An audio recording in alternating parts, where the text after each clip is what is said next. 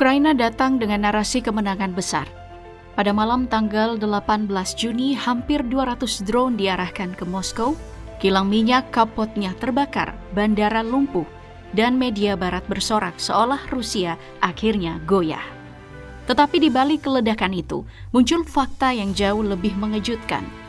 Kementerian Pertahanan Rusia mengklaim 992 drone Ukraina, 4 rudal jelajah jarak jauh, dan 10 bom udara berhasil dipatahkan dalam skala yang besar. Artinya serangan yang dijual sebagai bukti kekuatan Kiev justru bisa berubah menjadi panggung kegagalan paling mahal. Karena setelah itu, Rusia membalas lebih keras. Kiev, Dnipropetrovsk, dan wilayah lain diguncang serangan. Jadi apakah Ukraina benar-benar sedang menang atau hanya sedang menutupi kekalahan besar di medan perang?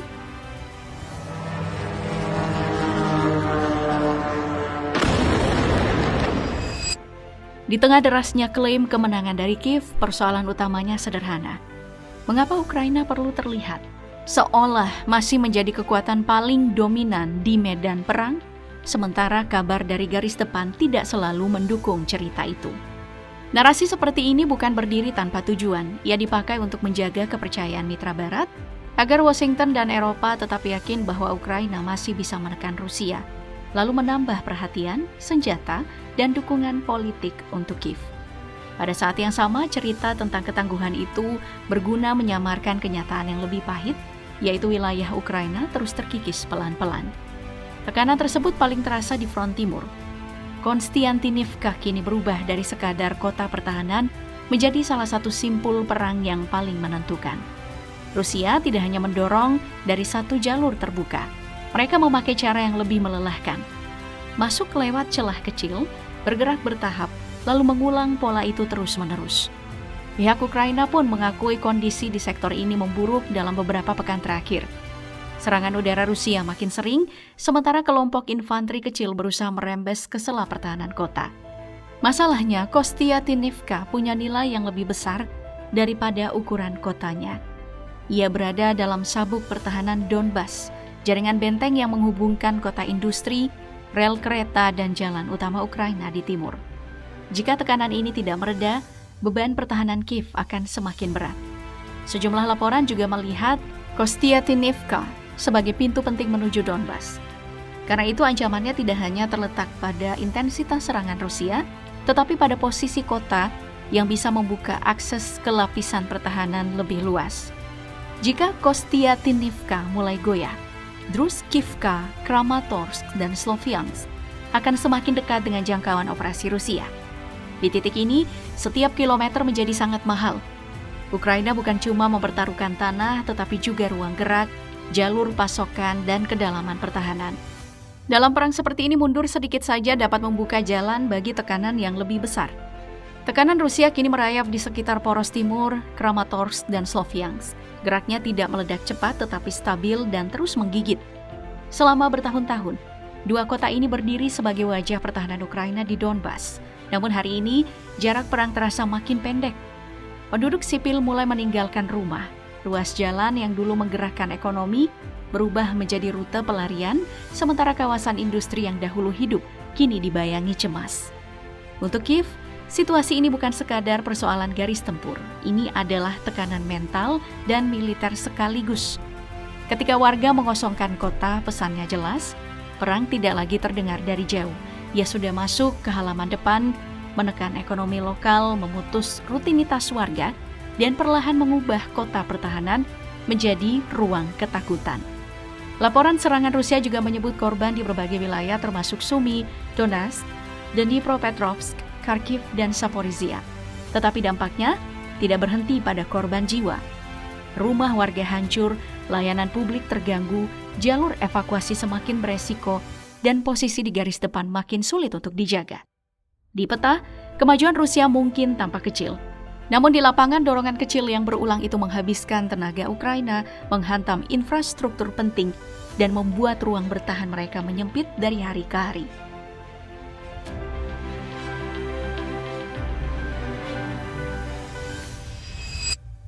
Jika ditarik ke belakang, panggung besar itu terlihat pada malam 18 Juni, ketika Zelensky memerintahkan salah satu serangan drone terbesar ke Moskow dan juga sekitarnya. Waktunya jelas bukanlah kebetulan. Setelah tampil di G7 dan menggambarkan Rusia hampir runtuh di depan NATO, serangan itu tampak seperti pertunjukan politik untuk mengikat kembali dukungan Barat. Langit Moskow yang menyala kemudian dijadikan simbol, bukan hanya operasi militer. Tetapi di balik perhatian media Barat, ada kenyataan yang lebih berat bagi Kiev. Serangan itu justru memperlihatkan tekanan besar yang sedang mereka tanggung di medan perang. Rusia belum tumbang, sementara cerita tentang kelemahan Moskow mulai kehilangan pijakan. Namun, cerita yang dibangun Kiev akhirnya terbentur kenyataan. Dari Moskow, Kementerian Pertahanan Rusia merilis versi lapangan yang jauh berbeda. Serangan besar itu disebut berhasil dihancurkan dalam skala luas. Angkanya tidak kecil, sebanyak 992 drone Ukraina, 4 rudal jelajah jarak jauh, dan 10 bom udara diklaim berhasil dicegat. Sekalipun ada sebagian yang menembus pertahanan, Rusia tetap mampu menampilkan ketahanan besar saat menghadapi serangan raksasa yang tersusun dalam satu malam. Tak lama setelah itu, pukulan balasan datang dengan intensitas lebih keras. Gelombang drone dan rudal Rusia menghajar sejumlah wilayah Ukraina. Kiev, Dnipropetrovsk, dan beberapa kota lain dilaporkan bergetar oleh ledakan. Infrastruktur mengalami kerusakan, kawasan permukiman sipil terbakar dan sedikitnya 9 orang dinyatakan tewas. Pesannya terbaca jelas, serangan ke Moskow tidak selesai di wilayah udara Rusia, melainkan kembali menjadi beban berat bagi Kiev.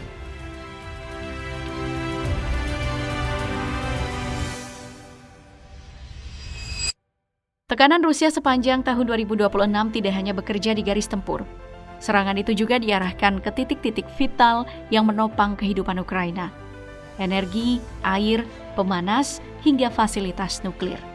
Pada tanggal 20 Januari, Rusia meluncurkan 18 rudal balistik, 15 rudal jelajah, dan 339 drone, termasuk sekitar 250 syahid. Sasaran utamanya adalah Kiev serta jaringan infrastruktur kritis. Gardu yang terhubung dengan pembangkit listrik tenaga nuklir turut dihantam, sementara Kiev, Zaporizhia, Rivne, Odessa, Kharkiv, Poltava, dan Dnipropetrovsk mengalami serangan serentak. Akibatnya, langsung menjalar ke kehidupan warga. Lebih dari 335.000 penduduk Kiev kehilangan listrik, ribuan bangunan tak mendapatkan pemanas. Tekanan air melemah dan sekitar 3.500 rumah di sisi kiri Kiev sempat benar-benar kering tanpa pasokan air. Di Odessa, 2 fasilitas energi ditek rusak parah akibat serangan Rusia. Pada tanggal 12 hingga 13 Januari membuat sekitar 47.000 rumah tangga berada dalam gelap total. Di Dnipro, tekanan itu muncul dalam bentuk lain. Sebuah rumah boiler besar rusak, membuat ratusan rumah kehilangan pemanas. Namun sejak awal perang, bayangan yang paling mengkhawatirkan tetap muncul ketika pasukan Rusia merebut PLTN Chernobyl. Peristiwa itu menjadi penanda keras bahwa konflik ini tidak hanya berbicara tentang perebutan wilayah, tetapi juga menyentuh resiko keamanan energi dan nuklir Eropa.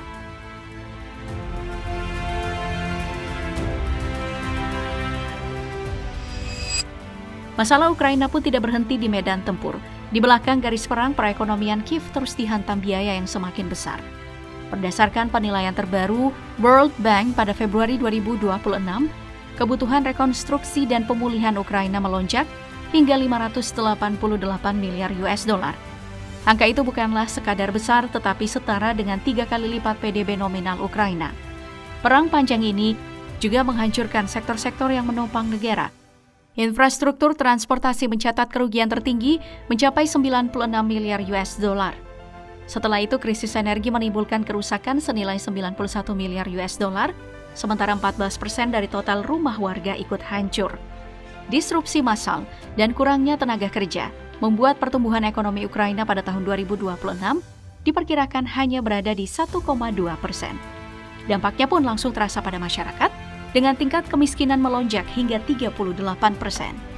Pada saat yang sama, Kiev harus menghadapi kenyataan lain yang tidak kalah berat. Dukungan Amerika Serikat dan juga NATO mulai terlihat rapuh. Washington disebut mengurangi bantuan militer, mendorong Kiev menerima kompromi wilayah di Donbas. Sementara Trump secara terbuka menilai Rusia berada dalam posisi negosiasi yang lebih kuat, bahkan menyebut Ukraina sudah kalah perang.